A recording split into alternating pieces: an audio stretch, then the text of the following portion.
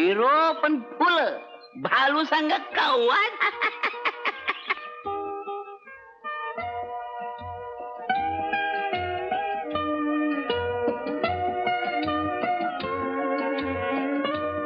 आमच्या सज्जाकानं तुमच्या करता खास बालू बरोबर काहीतरी पाठवलं होतं. मिळालं का? मोठावर दिसतेच आहे की. बरं मी येतो. आई यांना जेवल्याशिवाय पाठवायचं नाही बरं का? तर अच्छा घ्या चहा. हे येतीलच एवढ्यात. मी जेवणाचं बघते. अहो जेवणाचं कशाला? असं कसं होईल? बरं बरं. देसाई मामा सज्जा का भाग्यवान हा. केवढं घरानं माणसं, केवढं प्रेम अगत्य. हा नशीबवान. हा रावसाहेब आलेच की. आम्ही कालच येणार होतो पण सोसायटीची मीटिंग होती म्हणून आज आलो. आला नसतात तरी चालण्यासारखं होतं. म्हणजे मी काही समजलो नाही. नाही समजला तेच ठीक आहे. देसाई जयंतासाठी घरंदाज मुलगी हवी होती हे ठाऊक होतं तुम्हाला? म्हणजे सध्या का घरंदाज नाही? नाही, ती भगवान पाटलाच्या रखेलीची मुलगी आहे. रावसाहेब तोंड सांभाळून बोला. तुमच्या जागी दुसरा कोणी असता तर जीभ हसुडूनच काढली असती. पण तुम्हाला सांगितलं कोणी? सांगायला कशाला पाहिजे? सारा गाव बोलतोय. खुद सरपंचानी रंकानी सांगितलं मला. तुझ्या पोराशी सुविरीक नाकारली म्हणून तू ह्यो डाव रचलास होय. आता तुझी 100 वर्ष भरलीस म्हणून समज. अगं अडंबे चायला हात लावला की लई वजन झाल्यासारखं बोलतोय. अगं खरंच वजन झालं असेल. हात दे त्याला. काय अक्काचा? त्याला सवच आहे. अक्के तुझं लगीन मोडलं. लग्न मोडलं? होय लगीन मोडलं. का ते विचारू नकस. त्या रंकानं आग लावली. इनामदाराच्या मनात ईक पेरलंय. त्याला आता जित्ता ठेवत नाही बा. असं म्हणू नका काका. त्या रंकाचा खून करून तुम्ही जर फासावर चढलात तर मला कोणाचा आधार आहे? द्या ती बंदूक इकडे. नाही त्याला जित्ता ठेवणार नाही आता. सोडा म्हणते ना. सोडा. माझ्या गळ्याची शपथ आहे तुम्हाला.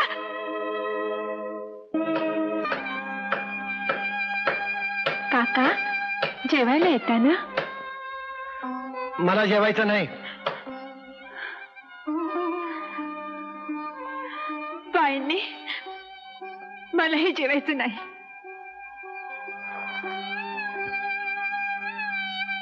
अरे जेव के सर सुधीर. ए बाबा जेवणावर कशाला राग धरतोस? आमच्या काय मनात नव्हतं होय. मला तरी ती पोरगी लई आवडली होती पर तिच्याबद्दल हे असं कळलं. मग यासने तरी दोष कसा द्यायचा लगीन मोडल्याबद्दल? सुधीर आम्हाला पैसा नको, मान पान दाग दागिना काय काय नको, पर घरानं नको का बघायला? काय कल्ल्या झाला का साखरपुडा झाला का म्हणतो? इसका की समजे अप्पा पाटील लेट शेतात गेला होता बाबुळवाडीला पण आला की थप्पड खाऊन. मालक अहो मालक अरे हार घे मालक. अहो तुम्ही समद्यांचा बंदोबस्त करताय या कुत्र्याचा का बंदोबस्त करत नाही? अहो सापावानी डोक धरलाय त्यानं माझ्यावर. आजच्याच पाटलाला निरोप द्या. 200 लोकांचा अर्ज सही करून इन्स्पेक्टरकडे पाठवा. कुत्र पिसळलेले नागरिकांचा जीव धोक्यात आहे म्हणावं.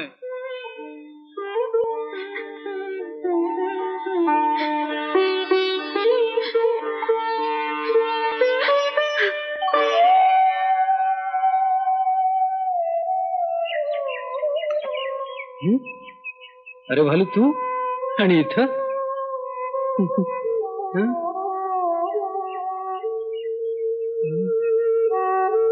हे काय आणलंस बाबा? बैस बैस बैस.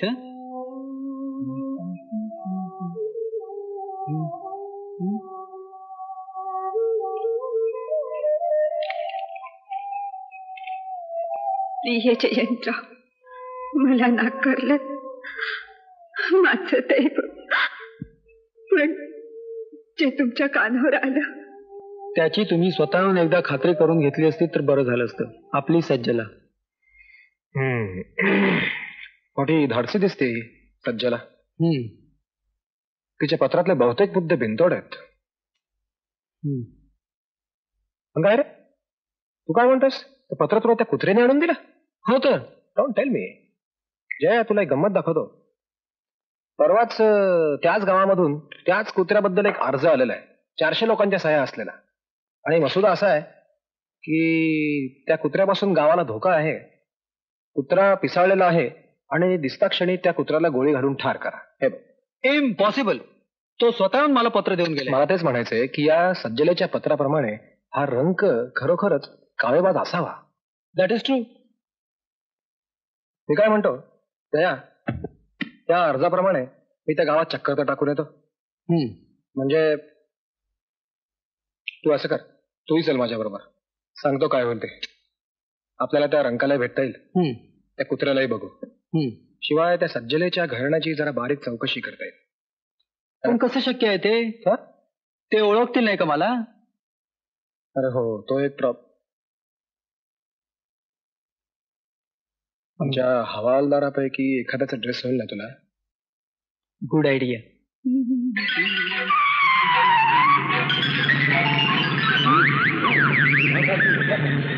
मेलो मेलो बायले मेलो बायले मेलो. आता काय माझी धडकत नाही. अरे काय झालं काय तुला? काय वाघ बी मागे लागले की काय तुझ्या? बायले अगं फौजदार आले आहेत. अरे ये ना, पर तू का पाय लावून पळतोयस? अगं ते तसंच आहे. परवा माझी छाती भरली होती म्हणून त्या भीम्याकडनं थोडी हातभट्टी आणली होती. वय अगदी थोडी.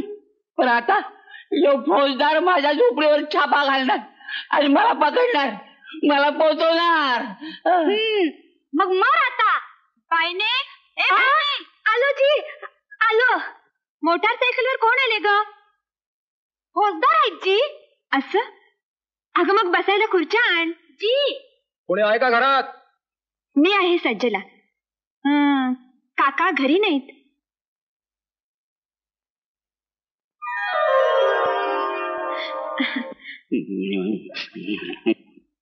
बसा जी. हो. बसा ना. कशासाठी आला होतात आपण? तुमच्याकडे भालू नावाचा कुत्रा आहे ना? हो. गावकऱ्यांचा तक्रार अर्ज आलेला आहे की तो पिसाळलाय आणि लोकांच्या अंगावर जातो. साप खोटा आहे तो अर्ज. आपल्याला पाहायचंय त्याला. त्यासाठी तर आलोय मी. त्याच्या भालूसाठी आल्या तू? उगीच वाटली. भालू ए भालू ये.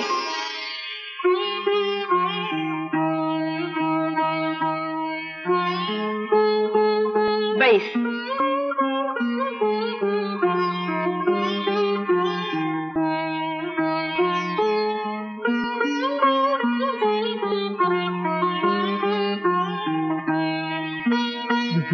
पिसाळलेल्या कुत्र्याचं एकतरी लक्षण दिसतंय तुम्हाला? काय हो हवालदार? चांगल्या 200-400 लोकांच्या सह्या आणि अंगठे गोळा केले त्याच्यावर. कमाल आहे. कमाल कसली त्यात? सरपंचांनी मनात आणलं तर 200च काय 400 उमटतील. म्हणजे रामराव रंकांनी हा अर्ज करायला लावलाय गावकऱ्यांना असं म्हणायचं तुम्हाला? निश्चित. जमलेलं लग्न मोडण्यापर्यंत ज्यांची मदत गेली ते एका कुत्र्याला मारायला काय कमी करतील? लग्न मोडलं? कोणाचं? माझं.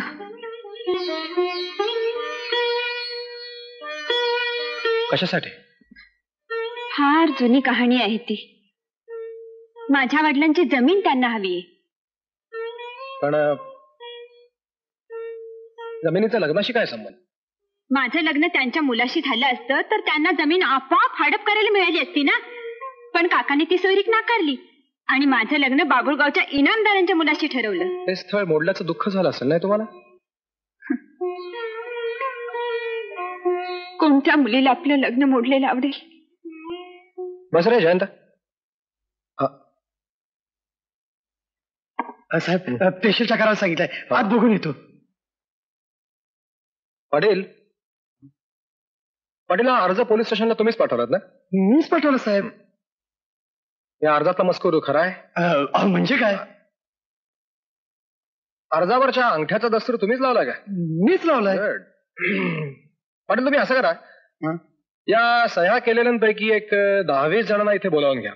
मला त्यांचा जबाब घ्यायचा आहे. जबाब नाही साहेब, म्हणजे जबाब द्यायला मी पुढे येणार नाही असंच ना? नाही तसं नाही साहेब. म्हणजे काय साहेब की सुगीचे दिवस आहेत, माणसं इकडे तिकडे कामाला. खोटं बोल नका. नाही नाही साहेब, एक डाव मला माफी करा. ही अर्ज पाठवायला माझ्यावर जबरदस्ती झाली साहेब. कोणी केली? बोला, जबरदस्ती कोणी केली? सरपंचांनी केली साहेब. सर, हो. या गावचा कारभार कायद्यानं चालतो की सरपंचाच्या तंत्रानं? साहेब तुमच्यावर कारवाईच करतो बघा. बोला, का पाठवला खोटा अर्ज? आता पोलीस पाटील की तर जाईलच, पण खोटे कागद तयार केल्याबद्दल तुरुंगात जावं लागेल तुम्हाला. साहेब दिंडावडे काढू नका माझे या वयात. या गावचं राजकारण मी तुम्हाला कसं सांगू साहेब? यात माझा काय मी स्वार्थ नाही साहेब. एक डाव मला माफी करा. मग काय पाटील, खोटा अर्ज केल्याबद्दल पश्चाताप होतोय तुम्हाला? होय साहेब. पाटील, मला एक सांगा, तुम्ही या गावातली जुनी माणसं नाही का? तुमच्या गावातले भगवान पाटील, त्यांनी जी एक बाई ठेवली होती, ती बाई सध्या कुठे आहे? नाही भगवान पाटील आणि बाई साहेब, असं मनात अन्न धिकून पाप आहे साहेब. म्हणजे वारकरी पंथाचा माणूस ठेव, लगीन करायलाच तयार नाही. पर वंशाला दिवा पाहिजे म्हणून आप्पा पाटलानं त्याच्या जिवलग दोस्तानं त्याला गळ घातली, म्हणून तो लगीन करायला तरी तयार झाला. मी होतोच की त्या लग्नाला. होय का?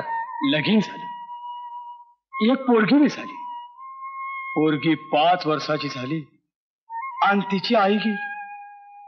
पाठोपाठ भगवानराव बी गेलं. काय पाटील, काय चालवले? खोटा अर्ज करून सरकारी अधिकाऱ्यांना त्रास देता. काय म्हणायचं तुम्हाला? सरकार, खरं सांगू साहेब, ते कुत्र म्हणजे आमच्या गावची शान बघा. हे साले कोणाच्याही संघाने अर्ज करतात. आपण सरकार थोबडे फुडीत एक शब्द बोललो साहेब, आपल्याला उगीच त्रास झाला. हे बालशा, साहेबाच्या जेवणाचं बघ, कोंबडी काप. चाल. थँक्यू, पण आता थांबायला वेळ नाहीये.